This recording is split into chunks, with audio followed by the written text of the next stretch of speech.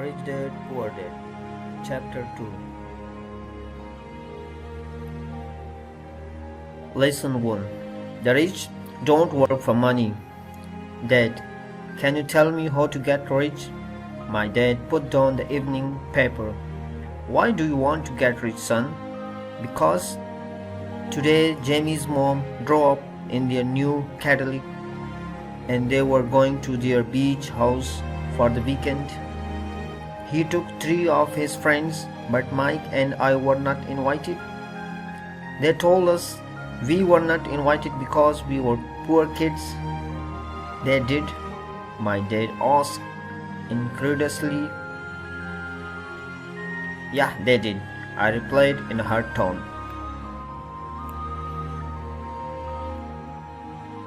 My dad silently shook his head, pushed his glasses up the bridge of his nose, and went back to reading the paper. I stood waiting for an answer. The year was 1956. I was 9 years old. By some twist of fate, I attended the same public school where the rich people sent their kids. We were primarily a sugar plantation town. The manager of the plantation and the other affluent people of the town, such as doctors, business owners, and bankers, sent their children to this school, grades 1 to 6. After grade 6, their children were generally sent off to private schools. Because my family lived on one side of the street, I went to this school. Had I lived on the other side of the street, I would have gone to a different school with kids from families more like mine. After grade 6, these kids and I would go on to the public intermediate and high school. There was no private school for them or for me. My dad finally put down the paper. I could tell he was thinking. Well, son, he began slowly. If you want to be rich, you have to learn to make money. How do I make money? I asked. Well, use your head, son, he said, smiling. Which really meant, that's all I'm going to tell you, or I don't know the answer, so don't embarrass me.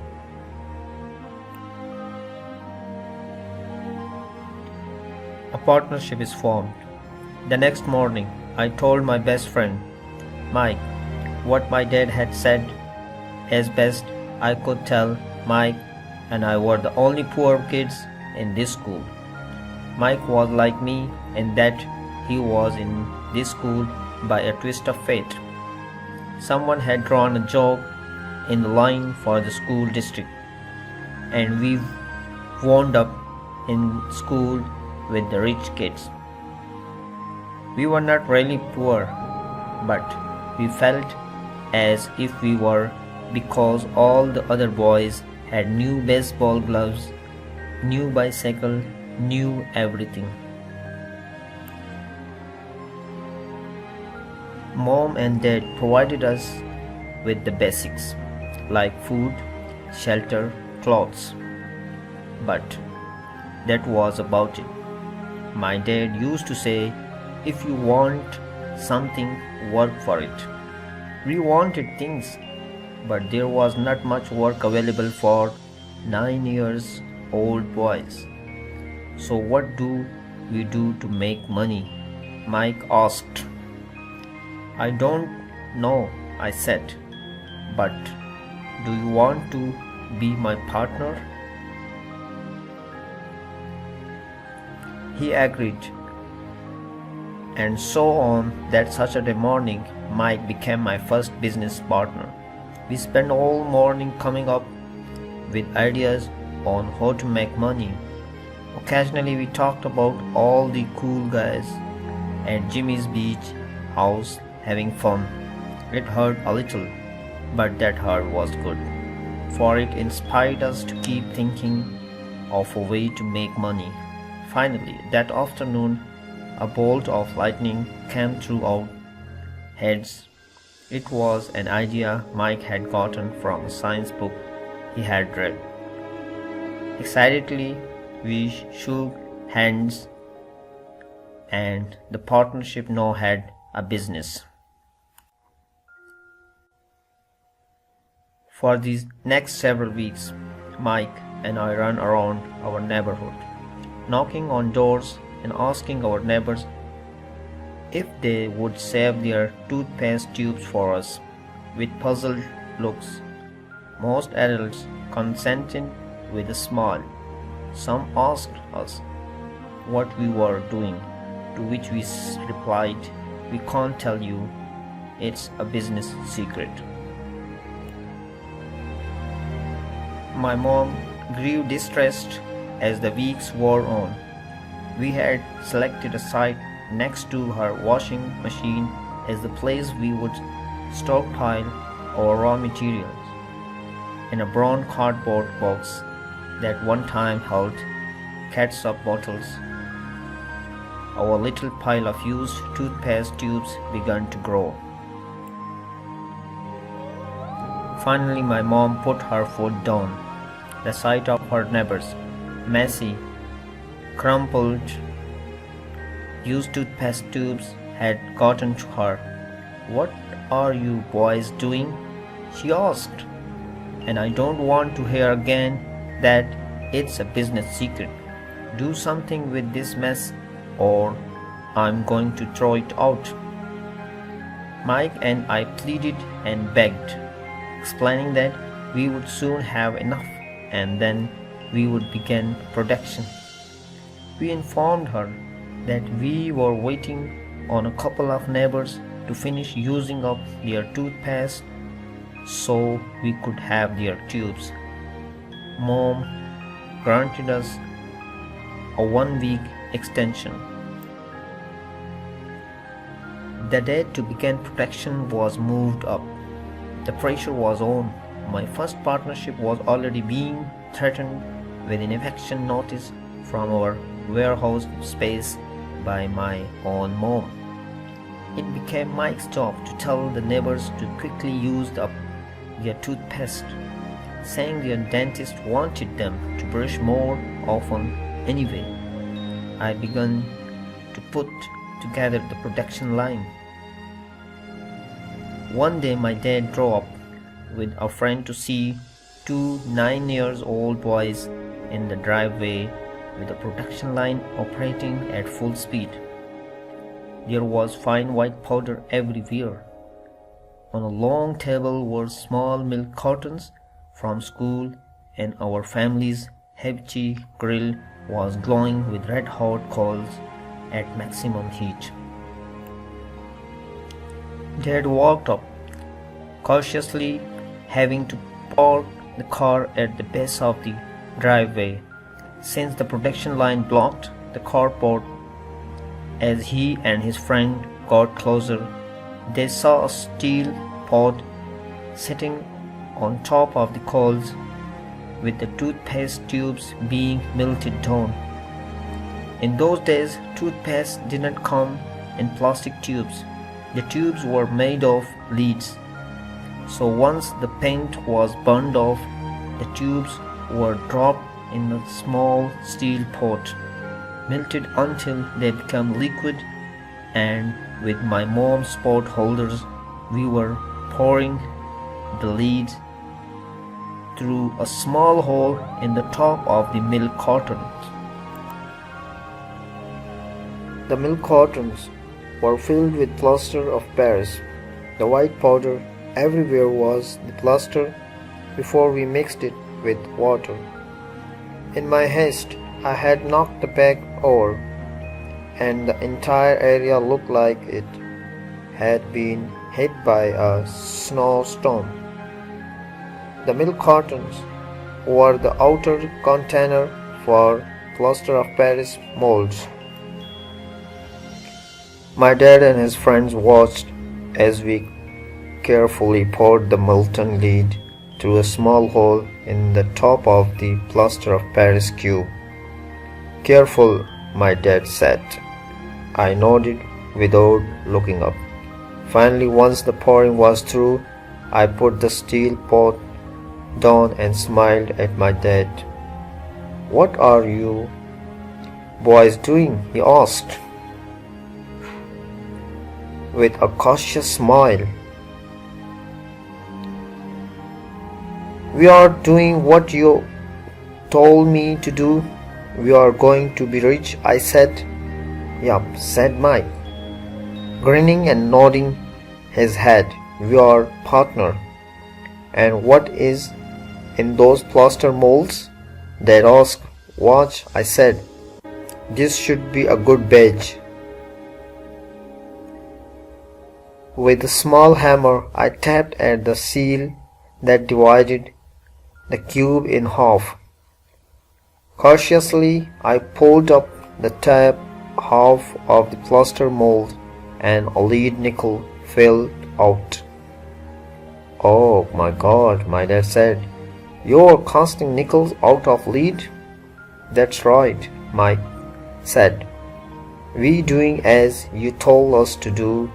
We are making money."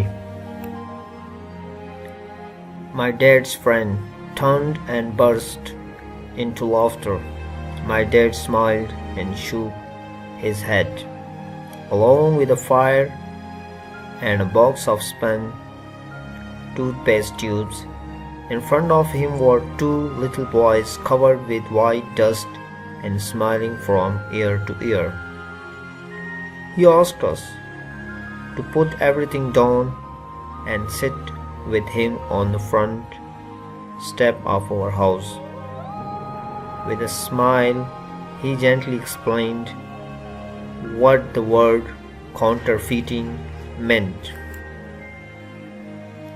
Our dreams were dashed. "You mean this is illegal?" asked Mike in a quavering voice. "Let them go," my dad's friend said. "They might be developing a natural talent." My dad glared at him. "Yes, it is illegal," my dad said gently. "But you boys have shown great creativity and original thought. Keep going. I'm really proud of you." Disappointed, Mike and I sat in silence for about 20 minutes before we began cleaning up our mess. The business was over on opening day. Sweeping the powder up, I looked at Mike and said, "I guess Jamie and his friends are right. We are poor." My father was just leaving as I said that. "Boys," he said, "you are only poor if you gave up. The most important thing is that you did something. Most people only talk and dream of getting rich. You have done something. I'm very proud of the two of you. I will say it again. Keep going. Don't quit." Mike and I stood there in silence. They were nice words, but we still didn't know what to do. "So how come you are not rich, Dad?" I asked. "Because I choose to be a school teacher. School teachers really don't think about being rich. We just like to teach. I wish I could help you, but I really don't know how to make money." Mike and I turned and continued our cleanup. "I know," said my dad. "If you boys want to learn how to be rich, don't ask me. Talk to your dad, Mike." My dad asked Mike with a scrunched up face. "Yeah, your dad," repeated my dad with a smile.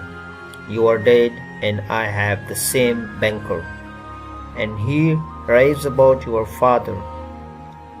He's told me several times that your father is brilliant when it comes to making money."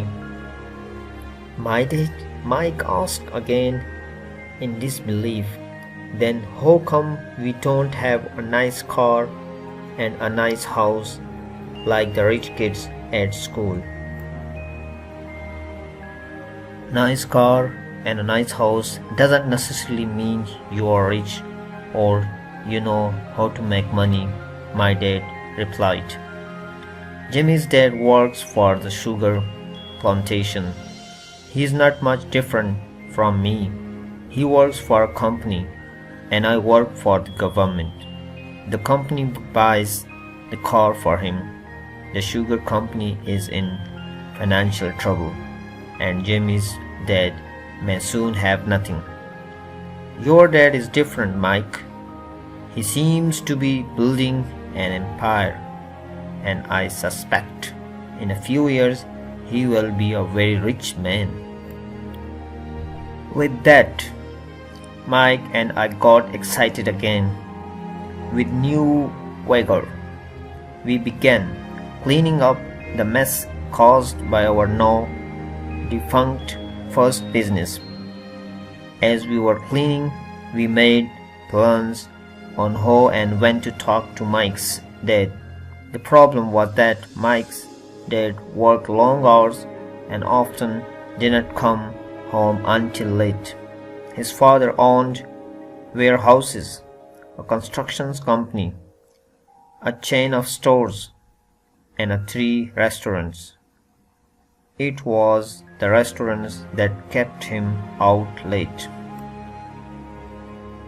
Mike caught the bus home after we had finished cleaning up. He was going to talk to his dad when he got home that night and asked him if he would teach us how to become rich. Mike promised to call as soon as he had talked to his dad, even if it was late. The phone rang at 8:30 p.m. Okay, I said, next Saturday, and put the phone down. Mike's dad had agreed to meet with Mike and me. At 7:30 Saturday morning, I caught the bus to the poor side of town. The lesson began. I'll pay you 10 cents an hour. Even by 1956 pay standards, 10 cents an hour was low. Michael and I met with his dad that morning at 8 o'clock. He was already busy and had been at work for more than an hour. His construction supervisor was just leaving in his pickup truck as I walked up to his simple, small and tidy home. Mike met me at the door. Dad's on the phone and he sat to wait on the back porch. Mike said as he opened the door. The old wooden floor creaked as I stepped across the threshold of this aging house. There was a cheap mat just inside the door. The mat was there to hide the years of wear from countless footsteps that the floor had supported. Although clean, it needed to be replaced. I felt claustrophobic as I entered the narrow living room, which was filled with old, musty, overstuffed furniture that today would be collector's items. Sitting on the couch were 2 women, a little older than my mom. Across from the woman sat a man in workman's clothes. He wore hockey slacks and a hockey shirt, neatly pressed but without starch, and polished work boots. He was about 10 years older than my dad. I would say about 45 years old. They smiled at Mike and I walked past them, heading for the kitchen which led to the porch that overlooked the backyard. I smiled back shyly.